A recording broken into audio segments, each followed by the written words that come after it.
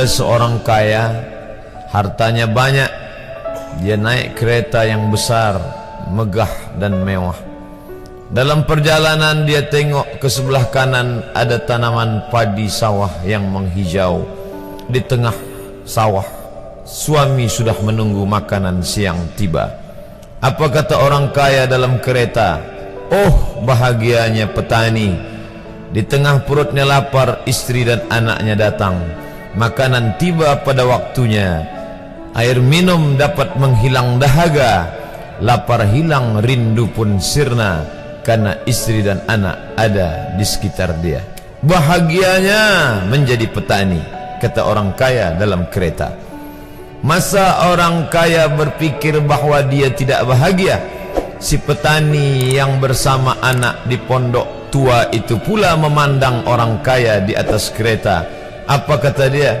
Betapa bahagianya orang kaya naik kereta, sedangkan aku hanya duduk di pondok yang tua. Maka pada hakikatnya manusia ini dua-duanya tak bahagia.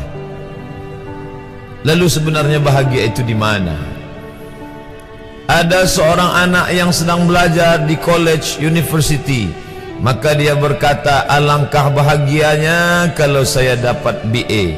Selepas dia dapat ijazah BA, lalu dia berkata, aku tak bahagia. Alangkah indahnya bila dapat master. Manakala dia dapat master, dia berkata, oh, betapa bahagianya kalau dapat PhD.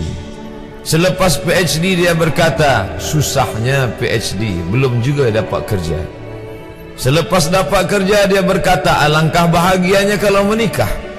Selepas menikah dia berkata, aku tak bahagia sebab orang selalu tanya, dah punya anak apa belum? Selepas punya anak, dia pula berpikir untuk menikah sekali lagi. Jadi sebenarnya bahagia itu punya siapa? Oleh sebab itu bila kita baca kitab-kitab, maka makna sa'adah, kebahagiaan, orang yang bahagia sa'id, bahagia adalah insyirahus sadr, ketika hati terasa lapang apapun yang datang. Kalaulah pelajar yang mendapatkan BA itu hatinya lapang, tentu dia bahagia. Kalaulah petani yang berada di tempat rumah tua itu hatinya lapang, tentulah dia bahagia. Kalaulah orang kaya dengan kereta yang besar itu hatinya lapang, tentulah dia bahagia. Itulah mengapa Musa alaihi salam di tengah kesusahan hatinya akan melawan ayah angkat bernama Fir'aun, dia minta hati yang lapang. Kita semua baca doa itu, Rabbi syrahli, lapangkan dadaku. Itulah mengapa kakinya pecah berdarah, giginya patah, pelipisnya pecah meneteskan darah, tapi dia tersenyum bahagia kerana hatinya lapang. Allah sudah lapangkan hatinya. Apa kata Allah untuk dia? Alam nashrah laka sadrak. Itu beza Muhammad dengan Musa. Musa meminta, Rabbi shrah li sadri wa yassir li amri wahlul 'uqdatam min lisani yafqahu qawli. Sedang Muhammad tidak meminta, belum meminta, Allah dah bagi pada dia. Apa kata Allah? Alam nashrah laka sadrak wa wada'na anka wizrak alladhi anqadha dhahrak wa rafa'na laka dhikrak. Bila kau dalam keadaan susah, dua kali Allah ulang, fa inna ma'al usri yusra, inna ma'al usri yusra.